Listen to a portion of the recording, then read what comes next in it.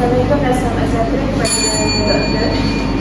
Saya Raja Ina, saya akan mengatakan silakan bersumber rujukan kumpulan kami berbentuk jenayah juga dari bagi jaga Jabatan Sejarah yang diterbitkan pada tahun 2019 berjudul Perkembangan Pembangunan Sektor Pertanian di Melaka pada tahun 1957 hingga 1980.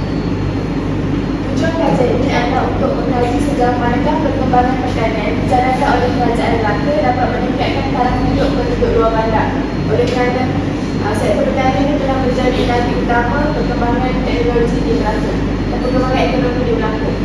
Kemudian, jadi ini juga mengupas strategi yang dilaksanakan oleh Kerajaan Melaka melalui program-program pertanian dari tahun 1957 hingga 1980.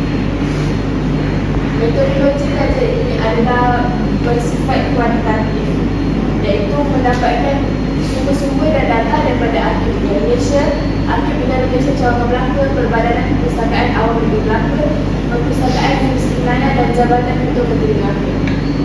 Seterusnya saya akan menjelaskan dengan dapat dalam jurnal ini. Saya dapat bahagikan pada 3 bahagian, iaitu perkembangan sebelum 1997, iaitu sebelum merdeka. Dan tanggung utama jurnal ini iaitu perkembangan daripada 1957 hingga 1980. Kemudian saya akan ulas tentang kesan perkembangan sektor pertanian di Melaka. Yang pertama, perkembangan sebelum 1957. Pada tahun 1880 berlaku peralihan tanaman, iaitu masyarakat Cina beralih daripada tanaman lada hitam kepada tanaman ubi kayu disebabkan oleh beberapa faktor. Kemudian pada tahun 1880 pula keluasan tanaman ubi kayu bertambah, terutamanya di daerah Jasik. Untuk perkembangan pada tahun 1997 dan hingga 1980, yang pertama, Felda adalah berkaitan pembangunan tanah-tanah Felda di Melaka. Tanah-tanah Felda ini dibangunkan untuk 2 tujuan, iaitu satu adalah untuk sebagai penempatan penduduk, yang kedua adalah kawasan pertanian. Kemudian RTB adalah singkatan untuk rancangan tanah dia. Rancangan tanah dia adalah berfungsi untuk memberi sumber pendapatan kepada peserta rancangan tanah dia. Seterusnya, membendung isu kekurangan tenaga buruh dalam sektor pertanian, khususnya dalam kalangan benih. Kemudian rancangan bumi hijau ataupun nama lainnya adalah gerakan bumi jaya. Fungsi rancangan bumi hijau ini adalah untuk menyelamatkan masyarakat luar bandar daripada masalah kesihatan ekonomi dengan menggalakkan mereka memanfaatkan tanah yang terdiam di daerah masing-masing dengan menanam tanaman. Kemudian yang terakhir adalah rancangan tanam semula getah. Seperti nama sendiri, rancangan ini berfungsi untuk menanam semula pokok getah yang telah tua menggunakan benih bermutu tinggi dan teknologi yang penting. Kemudian kesan perkembangan ini kepada beberapa pihak. Pertama adalah peserta Felda dan RTB itu sendiri. Mereka ini berpeluang untuk melibatkan diri dalam sektor pertanian. Kemudian mereka juga mendapat pilihan asas yang lengkap. Kemudian kesan kepada belia luar bandar. Mereka ini dapat mengurangkan masalah pengangguran. Ada sekali adalah kesan kepada pekerja jelata.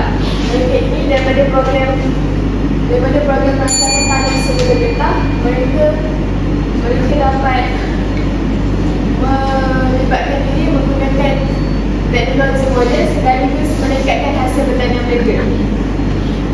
Kesimpulannya, pembangunan pertanian sejak kemerdekaan negara telah memunculkan perubahan yang merangsangkan kepada usaha mengurangi kemiskinan luar bandar di negara Melaka melalui pembangunan tanah Felda, RTB, rancangan bumi hijau dan rancangan tanam semula.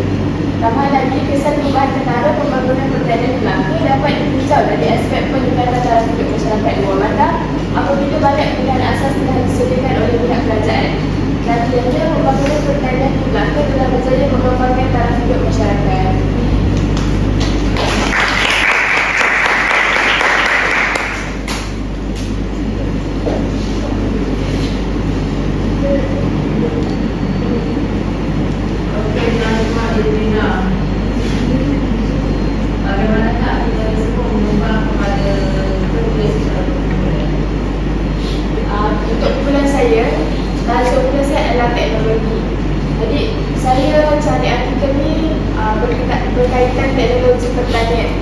Walaupun tajuk artikel ni tak ada tertumpu kepada teknologi, tapi dalam artikel ni banyak